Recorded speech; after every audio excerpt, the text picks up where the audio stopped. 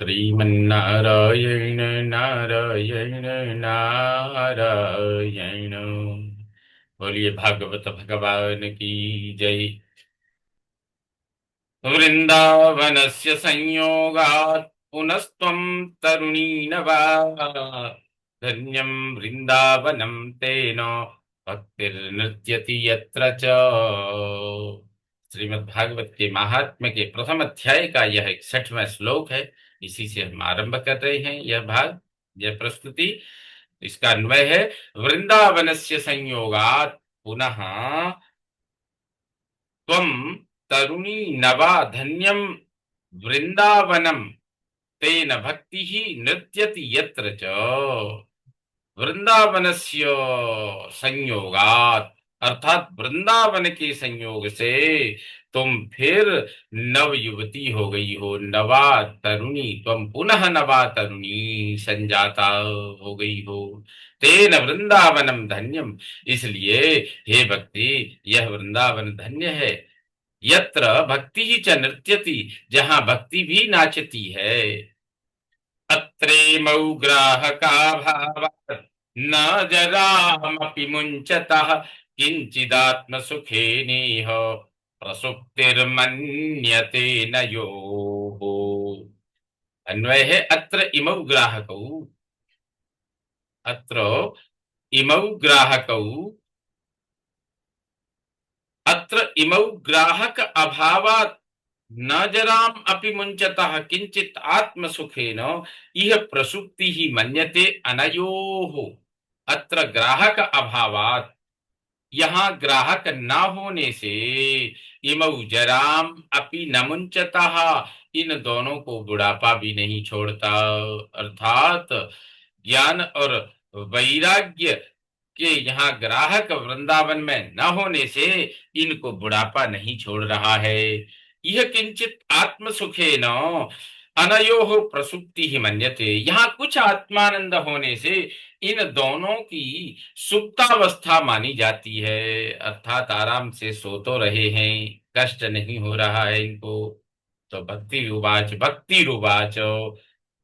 बोली, कथम परीक्षिता राज्ञ स्थापितो ह्यशुचिः कलिः प्रवृत्ते तु कलौ सर्व सारः कुत्र गतो महान। अन्वय है इसका, कथम परीक्षिता राज्ञा स्थापिता ही असुचि ही कलि ही प्रवृत्ते तु कलौ सर्वसारः कुत्र गतः महान।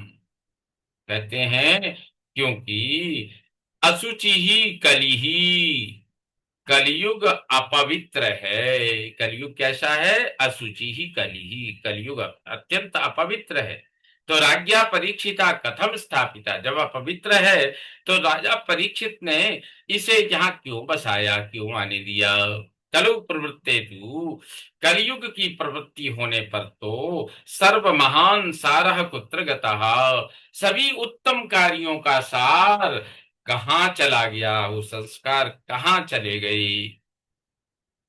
तो करुणा परेण हरिणा व्यधर्मः कथमीक्ष्यते इमं मे संशयं छिन्धि त्वद्वचा त्वद्वाचा सुखितास्म्यहम्, त्वद्वाचा सुखितास्म्यहम्।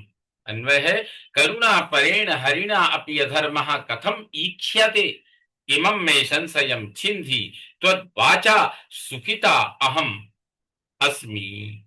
करुणा परेण हरिणा अपि, अर्थात हरि तो बड़े ही दया परायण हैं। करुणा परेण हरिणा अपि, फिर उन दया परायण श्री हरि द्वारा भी अधर्म कथम इच्छते, अधर्म कैसे देखा जाता है, वो कैसे इसको देख रहे।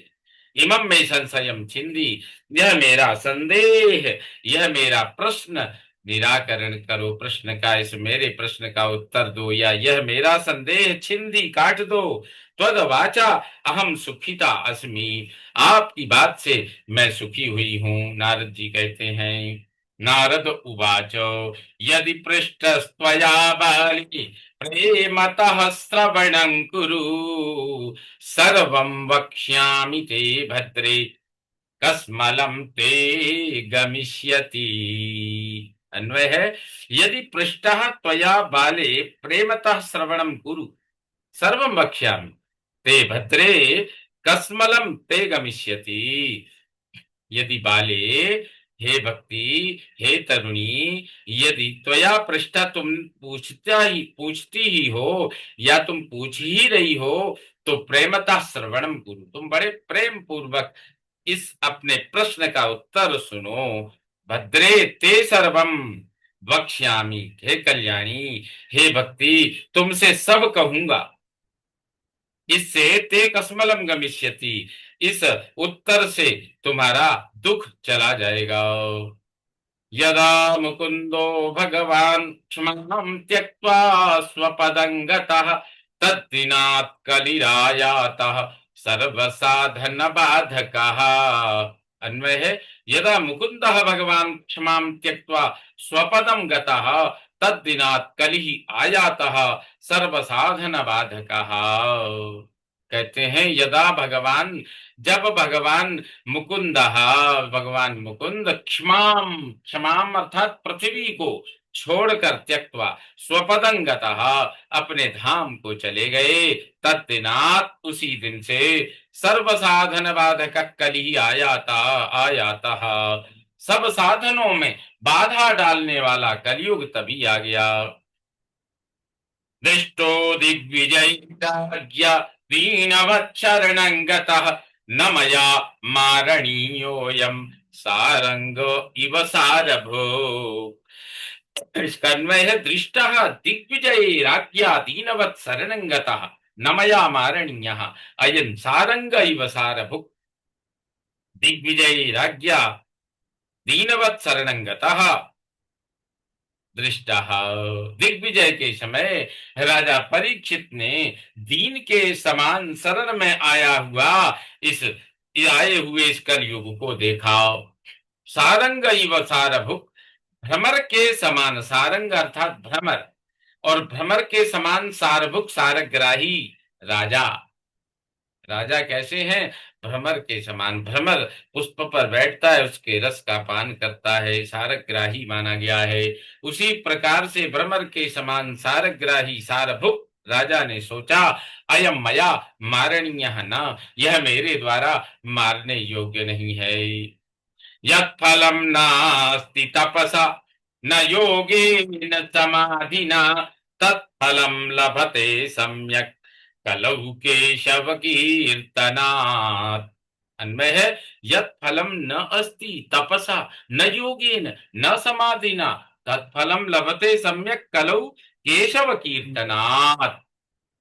यत् फलम तपसा न योगेन, यत् फलम तपसा न योगेन समाधिना न अस्ति, जो फल तपस्या से नहीं, योग से नहीं, समाधि से नहीं होता, तत्फलम वह फल सम्यक पूर्ण रूप से कलऊ कलयुग में केशव कीर्तनात् लभते, केशव के कीर्तन से, भगवान नाम संकीर्तन से, नाम स्मरण से, नामोच्चारण से, नाम गान से लोग उस फल को पा जाते हैं। ये कलयुग का विशेष धर्म है, विशेष गुण है।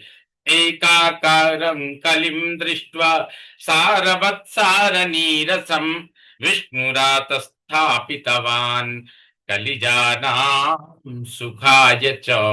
अन्वय है, एक आकारं कलिं दृष्ट्वा सारवत् सारनीरसं विष्णुरातस्थापितवान् कलिजानां सुखाय च। सारनीरसम, सारहीन होने पर भी एकाकारम, एक गुण के कारण, कलिम सारवत, कलयुग को सारवान देखकर, दृष्टवा परीक्षित ने, विष्णुरातः अर्थात परीक्षित ने, विष्णुरातः का अर्थ है परीक्षित ने, कलिजा नाम कलयुग में उत्पन्न होने वाले सुखाय च, सुख के लिए ही स्थापितवान बसाया है इस कलयुग को। कुकर्माचरणात् सर्वतो निर्गतोऽधुना पदार्था संस्थिता भूमौ बीजहीनास्तुषा यथा। अन्वय है, कुकर्म आचरणात् सारः सर्वतः निर्गतः, अधुना पदार्थाः संस्थिता भूमौ बीजहीना तुषा यथा।